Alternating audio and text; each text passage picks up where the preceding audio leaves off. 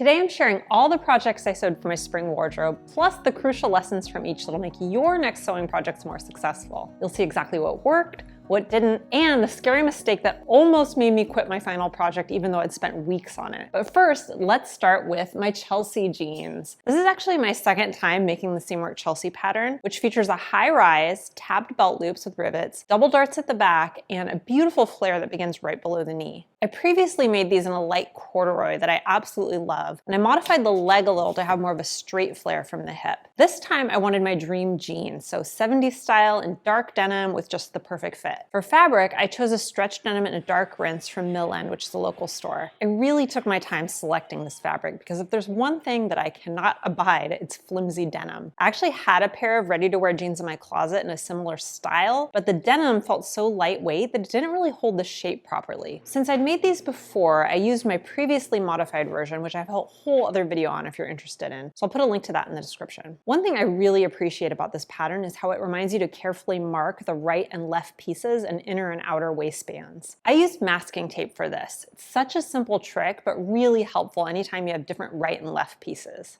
Jeans take a long time to make, mostly because of all the pressing and top stitching, but watching them come together is just so satisfying. I debated between matching blue or classic gold top stitching, and ultimately went with the gold. I also added top stitching to the inseam to reinforce it, which adds some durability. I made sure to try these on as I sewed them. This is really crucial when you make jeans or any fitted garment. I made sure to try them on at critical points, like before attaching the waistband. This always saves me so much time and frustration. A few tools that made this process easier. I used a clapper for pressing the thick seams flat, and wonder clips instead of pins for the bulkier layers. I also chained my belt loops together when sewing them, which is a trick from quilting where you sew pieces in a row without cutting the thread between them. This saved quite a bit of time. For the hardware, I wasn't sure if I should skip the rivets since the ones I had didn't exactly match my buttons. They weren't quite as shiny, but I decided they still look good together. Testing buttonholes on scrap denim first was a lifesaver. My first attempt was too small, so I adjusted the size before moving to the actual garment. Whenever I sew, I like to keep a little scrap of fabric next to my machine for testing things out like buttonholes, or even to make sure my machine is sewing properly if I get a thread nest and I have to rethread it. It's another easy step that saved me a lot of headaches. These jeans turned out exactly as I wanted. They've got that cute 70s shape, all the classic details I want, and a really comfortable fit. The biggest lesson I learned here is that breaking a large project like jeans into smaller 1 to 2 hour blocks really helped me enjoy the process instead of feeling overwhelmed. Sewing jeans can be daunting. There are a million little steps and a lot of decisions to make as you go, from top stitching color to hardware. Taking it piece by piece and working in chunks made it feel fun and creative rather than a marathon. It took me almost a month to complete these, but I savored every step and I really cherished the result. Next up is my Farah wrap top. So this is a ballet-inspired knit wrap that's fitted throughout with full-length sleeves and a bound neckline that extends into a waist tie. I chose this project because I've noticed wrap shapes look really nice on me, and I want something versatile that I could wear across multiple seasons. Plus, after those labor-intensive jeans, I needed a quicker project. I really like to alternate big, meaty projects with quick and satisfying ones. I guess you guys do too, because when I asked in a poll here on YouTube what I should work on after the jeans, you guys agreed. For fabric, I used this lovely off-white wool knit that had been in my stash for years. I think I originally purchased it from Mood, and it's just luxuriously soft, almost like cashmere, but not quite as delicate. During my Design Your Wardrobe planning process, I realized it would be perfect for the Farah. I used the bonus flared sleeved option, but I wanted it full length rather than 3/4, so I cut along the length and shorten line and made it match the length of the original sleeve. I did it this way because I didn't want to add more flare, just length. One important technique I used was adding strips of knit interfacing to the hems and cuffs. This gave them more body and structure while maintaining the softness of the garment. This fabric is so soft that I didn't want the flared shape to just collapse. I wanted it to stand out just a bit. Wonder clips were incredibly helpful for attaching the binding. So much easier than pins with this fabric. As you can tell, I'm a big fan of wonder clips or any fabric clip because they can hold things together without some of the problems that pins can give you,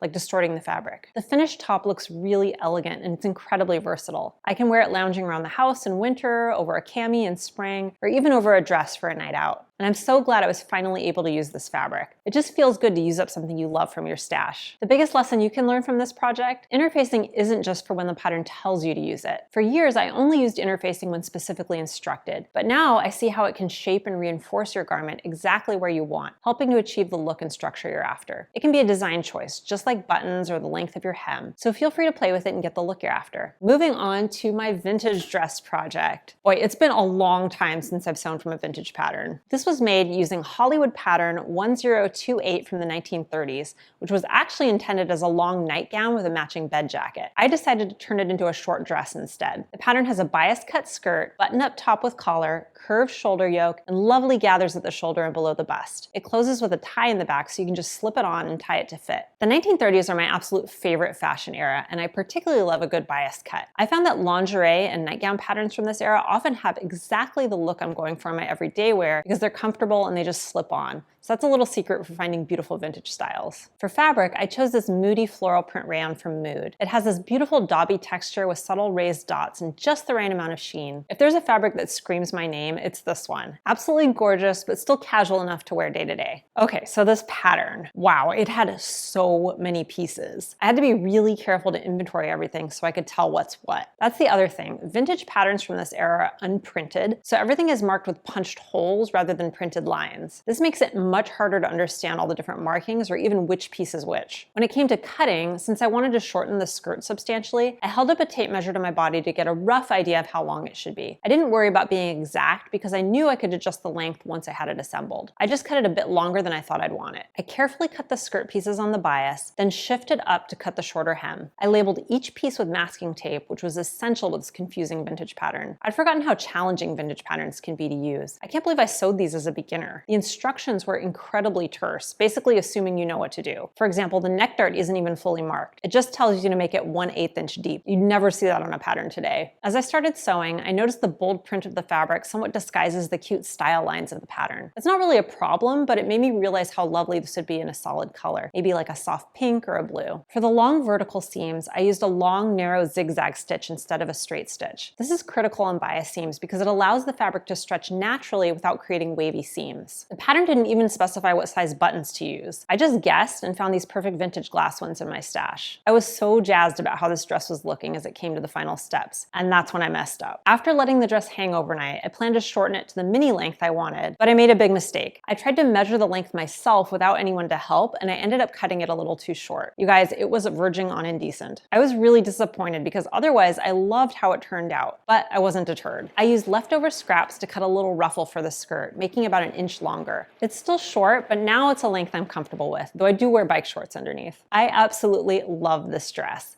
The fabric is gorgeous, it's lightweight, looks cute with a cardigan when it's cooler, and I even love the added ruffle detail that came from my mistake. The biggest lesson I learned, don't rush the end. Sometimes we're so excited to finish a project that we push through those final steps as quickly as possible. In my case, this led to a silly mistake that I was fortunately able to fix. It's a good reminder to practice patience all the way through to the final steps. Honestly, patience is not my strong suit in life in general. I look at sewing and other crafts I do, like knitting, as a chance to practice being patient and slowing myself down. It actually helps me practice that mindset in other areas of my life too. So if you're impatient like me, think of your handcrafts as a way to develop that skill. Next is my bias mini skirt, which I made using the Seamwork Everly pattern with some modifications. Everly is designed as a double layered mini skirt cut on the bias for a flattering, easy fit. But I decided to make mine as a single layer instead of two, which is an extremely simple modification. Just omit 2 pattern pieces and it sews up exactly the same way. I chose this project because there are 2 things I absolutely love in my wardrobe: bias cuts and mini skirts. If you watched my spring planning video, you know I waffled a bit on the fabric choice. I ultimately went with this black rayon with a scattered floral print that I already had in my stash. It coordinates beautifully with the other colors in my spring wardrobe and has that 1930s meets 1990s look I'm drawn to. For cutting, I made sure to fold the fabric so it didn't hang off the edges of my cutting table.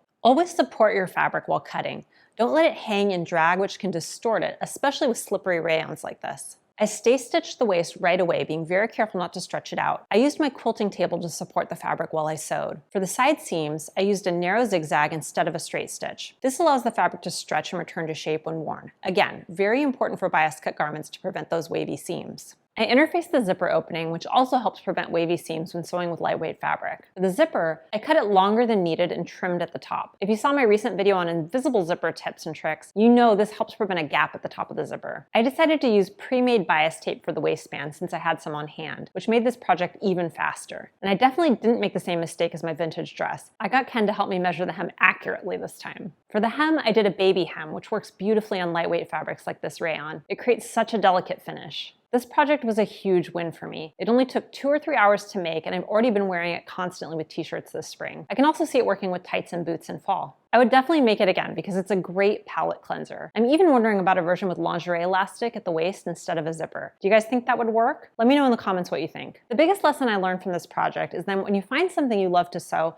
don't just forget it and move on to the next idea. Often I'm so excited about trying new or complicated patterns that I forget about the tried and true easy favorites that I both enjoy making and wear frequently. I'd like to get better about that and plan to make the skirt at least once more. Maybe with both layers next time, or maybe with the elastic I just mentioned. My final project is the smocked crop top using the Seamwork Madhu pattern, which is currently available as a free pattern. So Madhu is a cropped raglan top that's typically finished with elastic at the neckline, sleeves, and the hem. I chose this project because I wanted to try my hand at smocking, and since Madhu is already a gathered blouse, I thought it would be perfect to adapt for this technique. Boy, did I learn some lessons here. I also nearly ruined this top after spending many hours on it. But before I get to that, let me tell you a bit about the process. For fabric, I used white cotton Swiss batiste, which is a traditional choice for heirloom sewing. In retrospect, I wish I'd chosen a print with some color instead because the white really shows every little mistake. Not ideal when you're new to smocking. What I didn't realize going into this project is that smocking requires fabric that's at least 3 times bigger than the finished width to accommodate all those little pleats. This meant I had to seriously modify the Madhu pattern. If I'd realized that, I probably would have chosen to smock a simple straight area on a pattern. I'd made Madhu before as a dress, so I had a garment to use for comparison. I measured the neckline of my previous version and compared it to the pattern, quickly realizing there wasn't nearly enough volume for proper smocking. I needed to make it much bigger around the neckline to create enough fabric for all the pleats. I used the slash and spread method, drawing vertical lines on the pattern, cutting along them, spreading them by the amount I needed,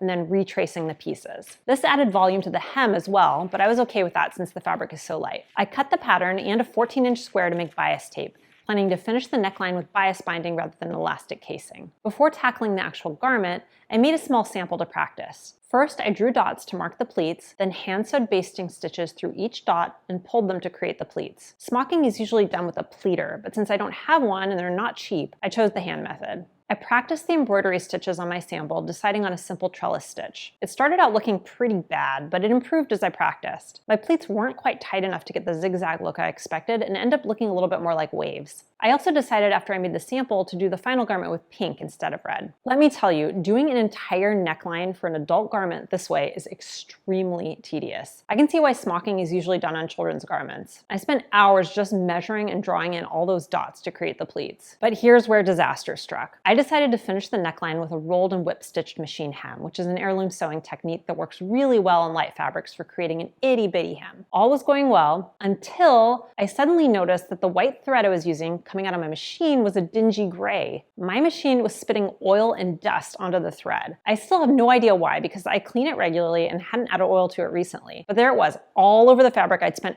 hours carefully marking. I tried to carefully spot clean it, but that was hard to do without removing the markings. I was almost in tears because I'd put so much time and thought into this project. So I went ahead and decided that if it doesn't come out, I can always add some embroidery over the top. I did the pleating first, then assembled the seams, worked on the embroidery, and finally finished the rest of the garment. I created some bias tape from the fabric and applied it above the smocking to take the place of elastic. Then I finally removed the basting stitches. Honestly, I almost gave up on this project multiple times. I was so angry at points and I almost cried. I kept realizing that the decisions I'd made as a beginner to smocking were way harder than they needed to be, like having to modify a pattern, smocking a curved area instead of straight, or using brightly colored embroidery thread on white fabric so every mistake shows. I just didn't know any better because I'd never done it before. But when I tried it on, all that frustration melted away. I felt so proud of all the work I'd put into it and that I'd actually finished my first smocking project. Even though I was cursing it all along the way, when I finished, I actually thought, I would do this again. The biggest lesson I learned: when trying something new and challenging, start with a version that's as easy as possible,